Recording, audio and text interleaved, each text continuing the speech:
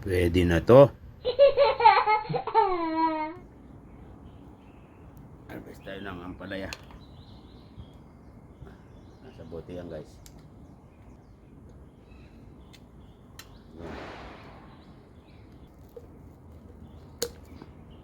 Yun.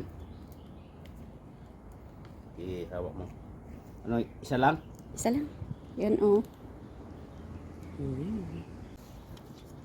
Yan guys, namunga ng plastic bottle yung ampalaya. Safety sila. Yan o. Safety. Oh. Safety sa mga, yan ang mga fruit flyer. Fruit flyer na tinatawag fruit flies. Yan o, lahaba din ito. Sasayad na sa ano.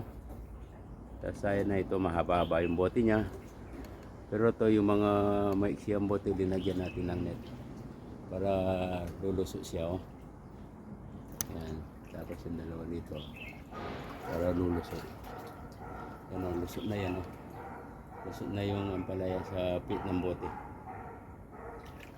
Tapos itong pipino na to, kukunin ko na yan bukas. Dadaling ko sa Kabalen. Tapos yan oh, nandyan oh. Para safety sa mga fly. Ito, naku, malapit na rin sumahid to. Mahaba na yung bote niya pero sa side pa oh. Okay. Ayan sila, namunga ng ampalaya guys. Ayan, ang dami niyang bunga oh. Tapos may malaki doon, ang laki doon oh. Ano, ewan ko kung kita, huwag ko nang i-dislis. Tapos bagong tanim na repolyo. Yan, okay. Ng bote ang balag natin. Tapos yung lettuce dyan oh, sinisira oh, ang daming uod na sa pechay. Kaya hindi ko na mapapakinabangan to. Yan ang sistem ng swimming pool ko. Pag tag-ulan, bumabat yung pagka swimming pool.